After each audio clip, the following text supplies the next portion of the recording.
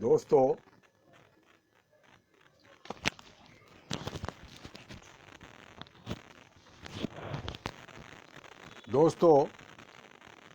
आज 9 जनवरी 2021 आपका शुभ हो। और आज का कोट्स है, there can be no real happiness until the soul finds its a peace. जब तक हमारी आत्मा शुद्ध और शांत नहीं होगा, तब तक हमें किसी तरह की कोई खुशियां नहीं मिल सकती। तो इसलिए हर एक मनुष्य को अपनी आत्मा की शुद्धि और उसको शांत रखने की ज़रूरत है। जो लोग क्षणिक जीवन को सत्ता और अन्य कारणों से खुश रखने की कोशिश करते हैं, वो क्षणिक खुशी है और फिर उसे प्रकृति की मार पड़ती है। तरह तरह की बीमारियां, बद्दुआएं और न जाने क्या क्या।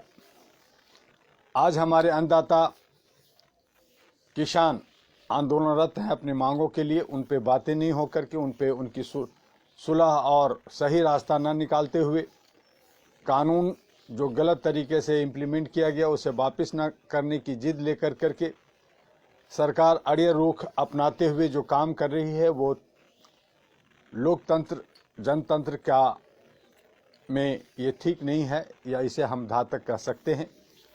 वहीं सत्ता पक्ष जो सरकार के पास जनता का टैक्स है, उस पैसे का मिसयूज करते हुए करोड़ों करोड़ रुपया खर्च करते हुए हेलीकॉप्टर, जहाज, दुनिया भर की फैसिलिटीज़, जिन प्राइम मिनिस्टर, राष्ट्रपति और मिनिस्टर लोगों को काम करना चाहिए देश हित में निर्माण के लिए, वो जो है सरकारी खजाना को लुटाते हुए प्रचार प्रसार और अपनी पार्टी को मजबूत करने के लिए लगी हुई है।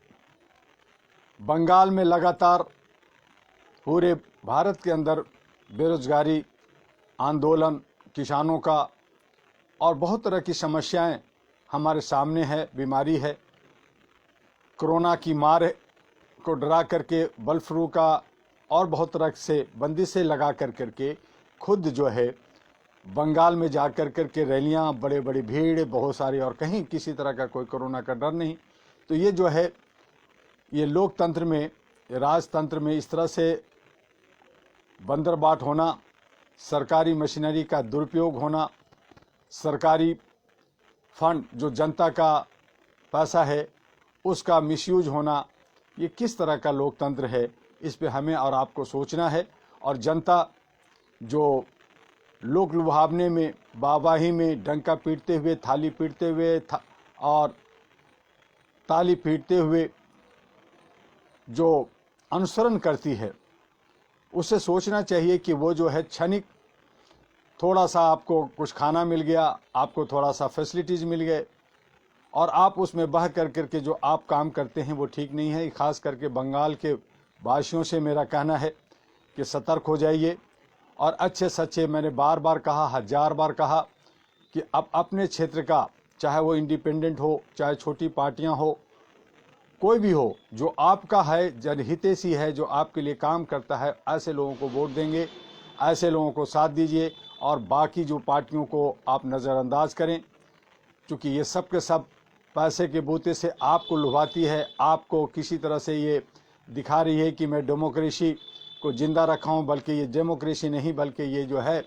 राजतंत्र है, ये जो है डंडा मार तंत्र है और पैसे के बूते से काम करते हैं। ये आगे दिखाते हैं हंगामा और फिर ईवीएम मशीन से जो है अपने को जीत हासिल करते हुए कहते हैं कि जनता ने हमें जीता है, हमें चुना है। तो इन तमाम चीज़ों के लिए आंदोलन करने की ज़रूरत है, लड़ने की ज़रूरत है। ईवीएम का जो खेल है उसको ख़त्म करने की ज़रूरत है और जनता जब सतर्क होगी, जनता जब एकजुट होगी, लामबद्ध होगी, तो ये सब कुछ संभव है। अगर कोई भी नेता जो आपकी पसंद का नहीं है और वो चुन लिया जाता है, तो सीधी सी बात है कि वो कहीं ना कहीं वो गलत तरीके से हुआ और इसीलिए इलेक्शन कमीशन से या अपनी मांग से आप रिकॉल फैसिलिटी की मांग करें। जिस तरह से नोटा लागू हुआ है उसी तरह से रिकॉल होना चाहिए कि ये जो है जनप्रतिनिधि हमारी पसंद का नहीं है या हम लोगों ने नहीं चुना है, ये गलत तरीके से गया है और इसे जो है सांसद या विधायक होने का कोई अधिकार नहीं है और इन्हें वापस होनी चाहिए। तो ये जो है रिकॉल सिस्टम होना चाहिए। ईवीएम के साथ साथ ईवीएम को हटाकर बैलेट या अन्य और बहुत सारे अच्छे रास्ते हैं उससे वोटिंग का हो, और साथ में जो है रिकॉल का सिस्टम होना बहुत ज़रूरी है। बहुत पहले से मांग हुई लेकिन उसे दबा दिया गया, क्योंकि वो जो है नेताओं के हित में नहीं है, इसलिए उसे दबा दिया गया। जो नेताओं के हित में होता है उस पर वो काम करते हैं, वो अपने हिसाब से सारे काम होता है। तो उन सारी चीज़ों को हमें देखना होगा और जनता को उस पर जागरूक अवेयर होना होगा। और ये जो चुनाव है लोकतंत्र का, वो जो खर्चीला है उसे जो है सरल और सभी के पहुंच के अंदर रखना होगा, ताकि सभी, चाहे वो जिसके पास पैसा नहीं है लेकिन अगर वो समाज और देश की सेवा करना चाहता है तो वो चुनाव लड़ करके विधायक सांसद बन सकता है, समाज का सेवा कर सकता है, नगर सेवक बन सकता है। तो इस तरह से हमें आप सबको, जितने भी जो बुद्धिजीवी लोग हैं, जो समझदार हैं, वो आगे बढ़ें और उसके लिए काम करें और हमारे अन्नदाता किसानों को भी साथ दें और बाकी जगह करें। जिन लोग मंशा रखा है कि लोकतंत्र को ख़त्म करना है उसका खिलाफ हों और उन्हें जो उखाड़ के बाहर फेंके, उन्हें अपने क्षेत्रों में ही ना घुसने दें। जो उन्हें घुसने देते हैं उनको जो है ढोलक पीटने देते हैं। तो ये भी जो है, आप जिस तरह से कहा जाता है कि क्राइम एक करना और एक देखना और एक चुप रहना, तीनों ही क्राइम है।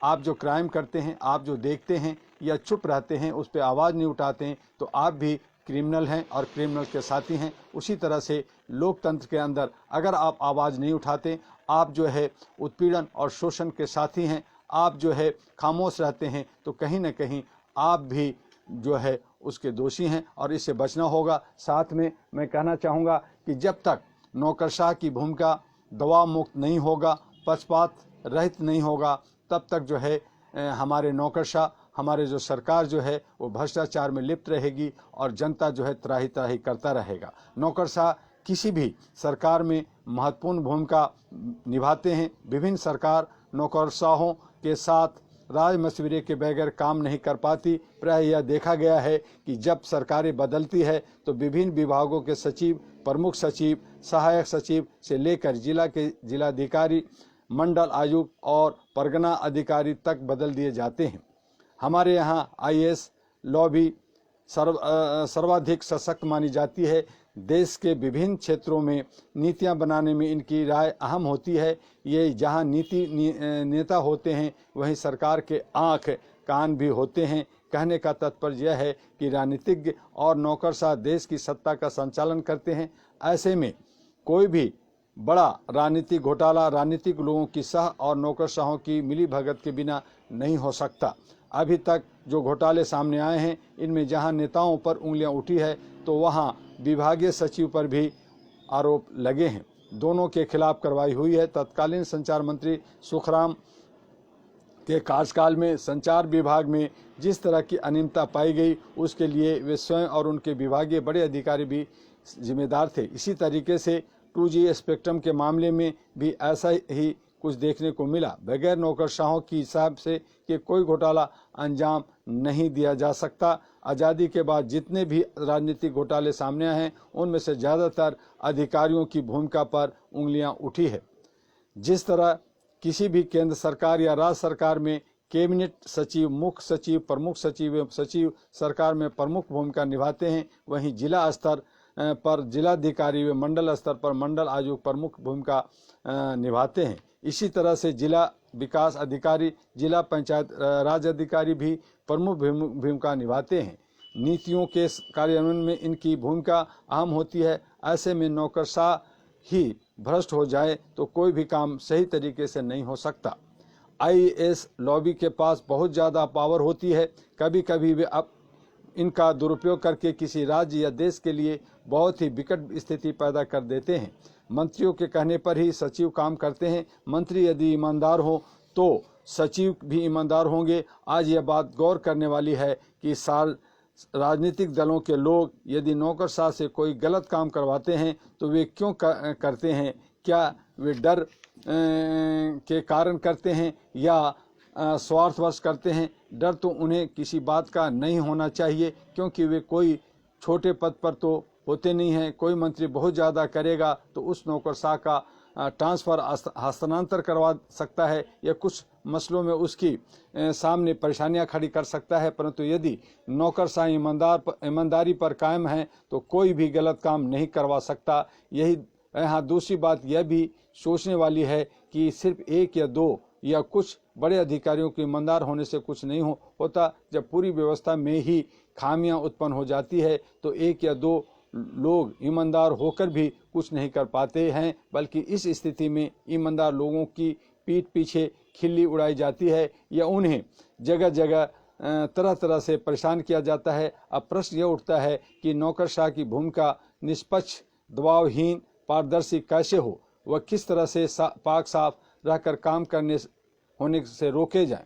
आज इस पर विचार करना बहुत ज़रूरी है, क्योंकि नौकरशाह यदि ईमानदार हो जाएं तो किसी भी घोटाले को अंजाम देना बहुत ही मुश्किल होगा। उसी तरह से उद्योगपति देश हित का ध्यान रखें।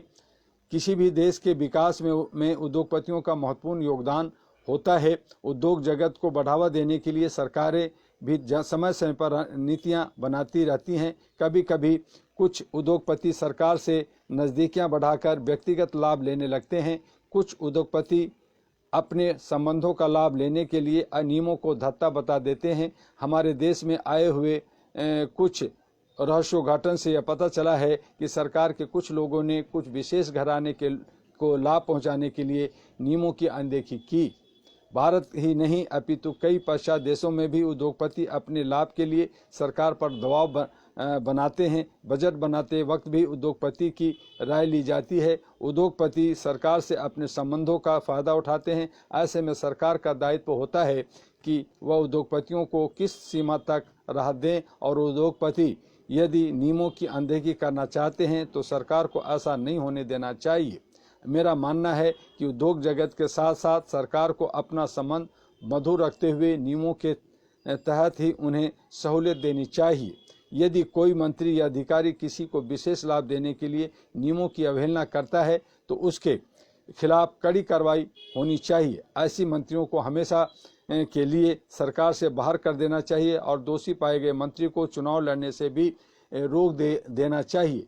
जो उद्योगपति अपने लाभ के लिए किसी अधिकारी या मंत्री को निजी लाभ के लिए दबाव डालता है या अनियमितता करते हुए पाया जाता है तो उस उद्योगपति का लाइसेंस तत्काल रद्द कर दिया जाना चाहिए, चाहे वह कितना बड़ा उद्योगपति क्यों न हो। कोई सरकार यदि एक बार साहस करके बड़े से बड़े उद्योगपति के खिलाफ कार्रवाई कर देगी तो आगे चलकर यह एक उदाहरण बनेगा और भविष्य में कोई भी ऐसा करने से बचना चाहेगा। लेकिन आज हमें देखने को मिल रहा है कि जो उद्योगपति, जो उद्योग के जो बड़े कॉरपोरेटर हैं, 18 से 20 जो कंपनियां हैं, उनको ही सहारा लेकर करके आज जो है लोग सत्ता में काबिज हैं और उनसे पैसा लेकर के इलेक्शन में जनता के बीच में अपनी आन और शान और बान दिखाने के लिए बड़ी बड़ी रैलियां, बड़े बड़े हेलीकॉप्टर्स और बहुत सारे जो है ताम झाम दिखाए जाते हैं और खर्च किए जाते हैं, और वो सारा का सारा बोझ कहीं ना कहीं जनता पे पड़ता है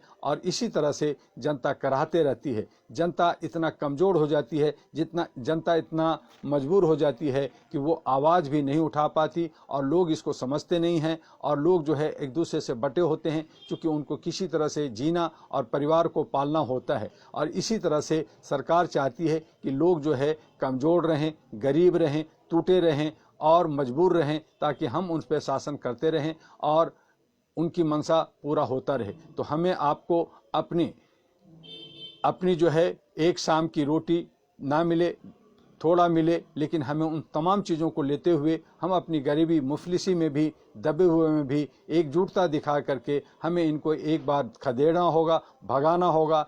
तभी जो है भ्रष्टाचार खत्म होगा, तभी देश के अंदर जो है ये सही माने में लोकतंत्र आएगा। वरना मैंने 1000 बार कहा कि लोकतंत्र खतरे में है और फिर से भारत जो है अपने ही लोगों के हाथों में गुलाम होने वाला है। जिस तरह से हम अंग्रेज़ों के गुलाम रहे वो इस तरह से गुलामी होगी।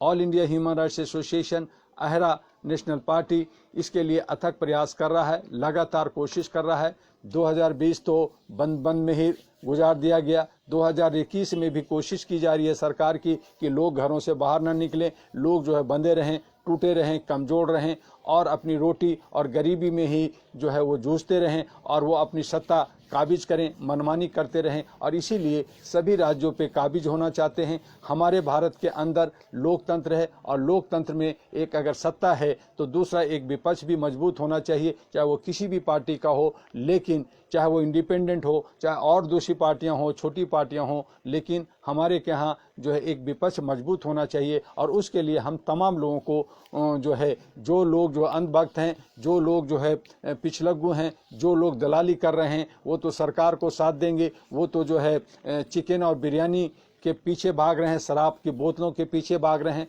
लेकिन जिन लोगों ने अपने समाज को, देश को अच्छा बनाना चाहते हैं, उन्हें थोड़ा कुर्बानी देना होगा, उन्हें थोड़ा जो है सूखी रोटी पे ही गुजारा करना होगा। और उसके लिए हमें जो है एक अच्छा खासा विपक्ष खड़ा करना पड़ेगा, ताकि जो है हमारा लोकतंत्र बच सके, हमारे आने वाले जनरेशन बच सके और ये मनमानी जो लोग जो हमें गुलाम बनाना चाहते हैं ना कर सके। तो इसके लिए आपको काम करना होगा और अहरा जो है इसके लिए वचनबद्ध है।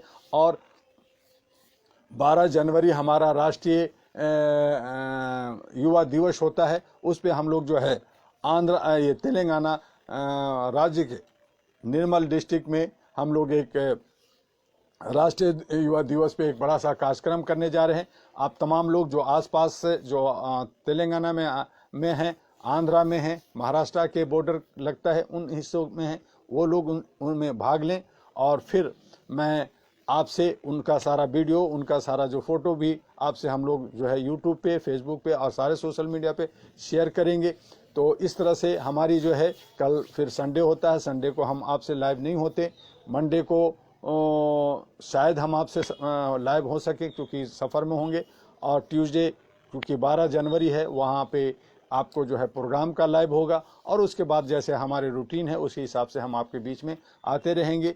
और 13 को हमारा एक प्रेस कॉन्फ्रेंस हैदराबाद में है, जो आंध्रा और तेलंगाना के लिए, कि हम लोग किस तरह से काम करते हैं और कैसे काम करेंगे। जो लोग मानवता को तोड़ना चाहते हैं, हमारे आत्मीय सुकून को, शांति को भंग करना चाहते हैं, वो जितना भी कोशिश करें, शांति होती है, सत्य होता है। और सत्य चाहे कितना ही कमज़ोर हो, फिर भी सत्य हमेशा जीतता है। और इसी सत्य के साथ हम अपने सभी साथियों को मुबारकबाद देते हैं और उनको निमंत्रण देते हैं कि 12 जनवरी राष्ट्रीय युवा दिवस जहाँ कहीं भी है आप लोग मनाएं और हमारे साथ जो है निर्मल डिस्ट्रिक्ट में शरीक हों, भाग लें। और इसी तरह से हम आगे बढ़ेंगे। आज बस इतना ही, कल फिर हम लोग जो है आगे हम लोग मिलेंगे। जय हिंद, जय भारत, नमस्कार।